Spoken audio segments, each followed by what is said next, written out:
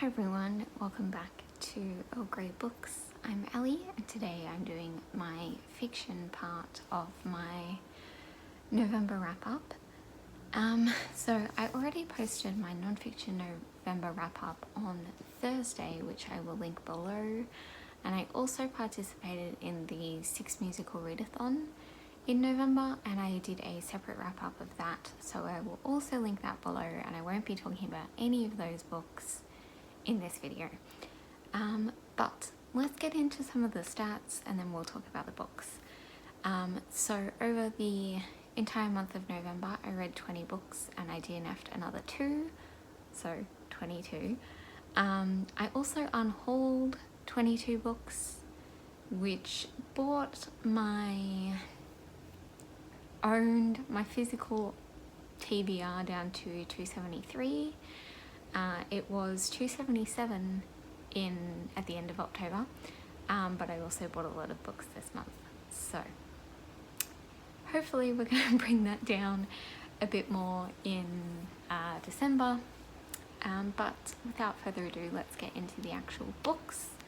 First one I read was Their Eyes Were Watching God by Zora Neale Hurston. This one came up in my Literary Witches picks, so I read this one, rated it 4 stars. I thought this was incredible. Towards the end there was some stuff where I was like, I don't know what's happening here, but we went with it, and yeah, as a whole I really enjoyed it, and I really like Zora Neale Hurston's voice. I think I have a really itchy hand. I think it's very unique, and it's also a style that's really easy to read, so I'm definitely interested in reading her other things, and I will be for this project, and hopefully I will have my video up about her towards the end of Vlogmas. It's taking a little bit longer to put together than I'd thought. Next, I read some short stories. So this is Lucky Ticket by Joey Boy. So these are short stories that I believe she interviewed a bunch of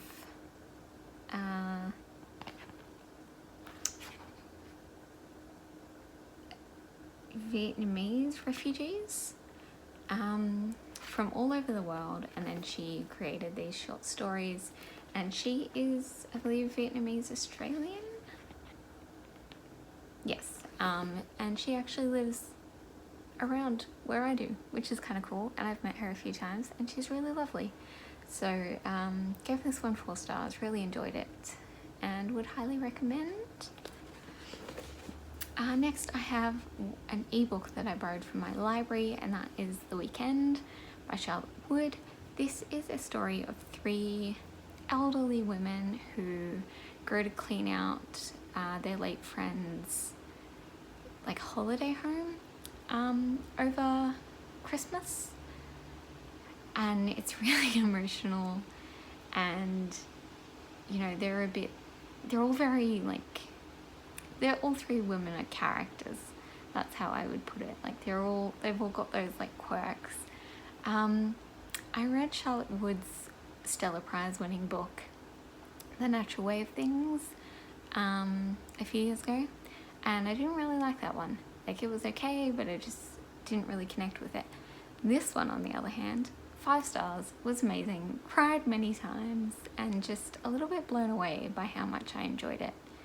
I borrowed it from the library because I didn't think I was going to like it, and now I know that once it comes out in the smaller version that I'm going to have to buy it because I loved it, and I feel like I'm going to want to reread it. Next, I went into some YA fantasy because I was in a YA fantasy mood for a lot of this month, and then I only ended up reading 1. So that was The Guinevere Deception by Kirsten White. Yeah, I loved this. This is a reimagining of the Arthurian myth. I just loved it. It was just so much fun. This is just, yeah, it was just a lot of fun. My best friend Angel is a big fan of Kirsten Light, and I had just never read anything, and now I'm like obsessed with this, and yeah, so I'm probably gonna have to read her other things now, because I've had like 4 or 5 people tell me that they really enjoy her And I Darken series when I mentioned that I really like this one, so that's a thing that I'm gonna have to do. Next, I read some ebooks. I was in hospital for a few days and I'm doing fine now, but yeah, I read some ebooks while I was in there, some romance ebooks. So the first one I read is called The Earl and the Bookseller by Kelly Hunton. This one was alright. I gave it 3 stars. It was cute, but it was kind of like, I don't know, it didn't blow me away, but it definitely wasn't bad. It was just kind of meh. So I enjoyed it, but it's not the best one I've read. And then I read Secrets of the Summer Night by Lisa Kleypas. She's one of Angel's favorite authors as well. It was a very Angel-based month. I mean, it usually is. I usually read what Angel tells me to read. I really liked this one. This one was really, it was just a really interesting one, and I loved the characters. And there's the 4 female characters, and it's a series, and I really like all of them apart from one who I'm not super fussed on, but hopefully I will enjoy her book when I come to it anyway.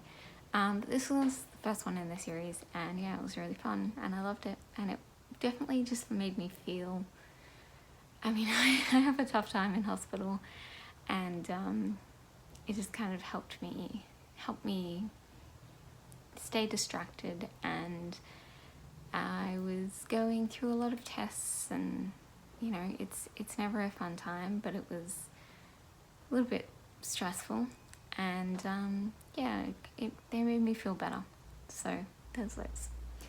And I also, this month, I made a spreadsheet of all my unread books and the year that I got them, and then I realized that I owned quite a few books from 2011. So I decided to read through Shakespeare's sonnets, because that was one that I'd had for a while, and I just couldn't work out like why I hadn't read it. So I read it, and I gave it 4 stars.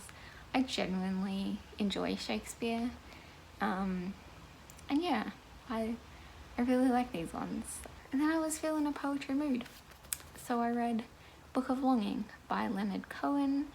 I know absolutely nothing about Leonard Cohen. I just bought this because I kept seeing this edition, and I thought it was nice, and people were talking about how the poetry was really beautiful, so I bought it, I read it, I really enjoyed it. It's very different to the kinds of poetry that I usually read. I suppose I don't really read poetry by men that often, so you know, like I do Shakespeare and a few like classic male authors, like I've read some Byron, of course, and I have like a collection of Keats and Frost and those sorts of people that I need to get through, but on the whole I read pretty much all female modern authors, modern poets, so it was kind of nice to read a modern poet from a male perspective, but yeah, it was different. I like this one. I don't know that I will read any others by men, but I did enjoy this one, so yes. And then final book I finished yesterday afternoon, and that was The Big Four by Agatha Christie. This is book 5 in the Perot series. Gave this one a 3 star. Not my favorite Christie. I mean, definitely still not a bad book, but I just found that the plot was kind of lacking in here. I'm still not really sure what the mystery was. Like, I don't know, like some people died and stuff. But it just didn't really have that, like, it felt more kind of like a collection of short stories than an actual novel. But of course, I do love Poirot and Hastings. I think their banter is quality. So I did enjoy it for that aspect. But yeah, the mystery kind of fell flat for me. But yeah, those are the books that I read in November, the fiction books. So I think I had a pretty good month. I'm really happy with the amount of books that I got to read, and also just the quality of them. I also read some amazing books during the Six Musical Readathon, and that really helped me this month. So if you're interested in hearing about those, yeah, the wrap up is down below, like I said before. And yeah, I will see you all tomorrow with another video. Thanks for watching. Bye.